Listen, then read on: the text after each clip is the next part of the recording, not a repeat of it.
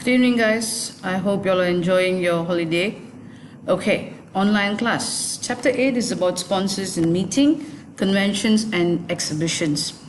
All right, so let me just run through straight to the sponsors. You know, we all discussed what are the sponsors.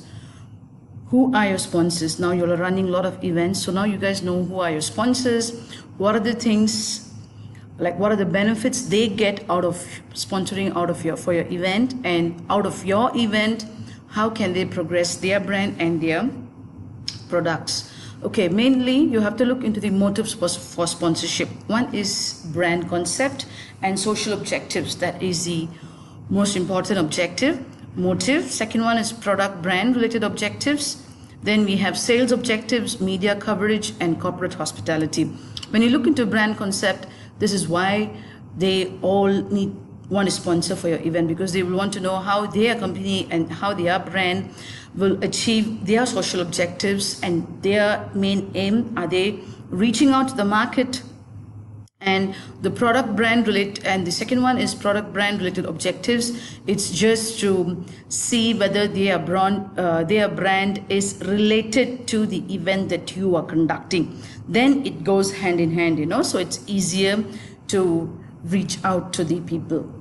Motives for sponsorship, again, the third one is sales objectives. Of course, their sales target has to increase. The next one is media coverage. If you say you are having a celebrity for your event, and then they will also want to bring in, that means the coverage is wide. So by sponsoring in your event, they get a wider scope for media. Corporate hospitality is basically just to be a part of the event, and just to have their logo onto your event makes them visible too. And what are the other types of sponsorship? Basically, one is you will provide them various sponsor packages and value in kind. That means cash in kind, cash sponsorships, and value in kind sponsorship. Sponsorship implementation is basically what you do. You will agree with them, with the sponsors, that look, if I'm going to have a big event like this, when you are going to sponsor my event, I will have your logo appear here on my banner, on my backdrop, on the goodies that we are giving in to the guests, and in all the print material of the event that goes in towards the event. And everywhere your logo, company logo, your company's name will be featured. So this is how you will tell them. Like, you will tell them on the event outline, the event theme, attendee profile. All this will go in to prepare for your sponsorship. And just running down, this is one of the example I'm giving you all for platinum level, gold level, silver, and bronze. See what are the kind of benefits you can give them. All right, so you can tell them that the logo will be there on all conference signages. You also let your sponsor say a few words during your event. That also makes a big impact, but for that your sponsor needs to really be a big sponsor. All right, and then you also have the sponsorship agreement. This is very important, depending upon the size of your event, size of the sponsorship that you receive. Opportunities are cash. These are the various opportunities. Then you have it in goods, like you get them printed, you get ask them to give you delegate bags, sponsor you the audio video visual equipments. Opportunities like services is you get them to print, you get them to market, you get them to do your web hosting and casting, transportation, translation. All these are the various types of opportunities you have. And host organization objectives will be like, basically you should also bear in mind that you should not have two competitors sponsoring for your event. For example, you are bringing in Pepsi as one of your sponsors. You cannot bring in Coke also at the same time, right? Because they are not the same people. They are competing against each other unless both of them have agreed.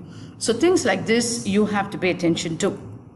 And you should also make sure that you agree with their policies and your policies, your event policies. Credit must be given to the sponsorship organization that reflects their contribution. All these things should be taken into account. But basically, before you go for any sponsorship, you will have to make sure that the sponsors will benefit out of your event. All right, and how do you approach? You approach through your own source of network, understand, and from your history of events, your trends. So all these things will tell you who is a potential sponsor. Okay, so how do you recognize your sponsor. As I told you before, you can either use your logo and company's name on event or conference booklets, sponsor representatives and social functions, visual recognition, on-site and post-event. Sometimes you can also give complimentary tickets or dinner. All these things can be done for sponsors who are participating in your event. So basically the process is, you will look for the program, or you'll plan the program itinerary for your sponsorship.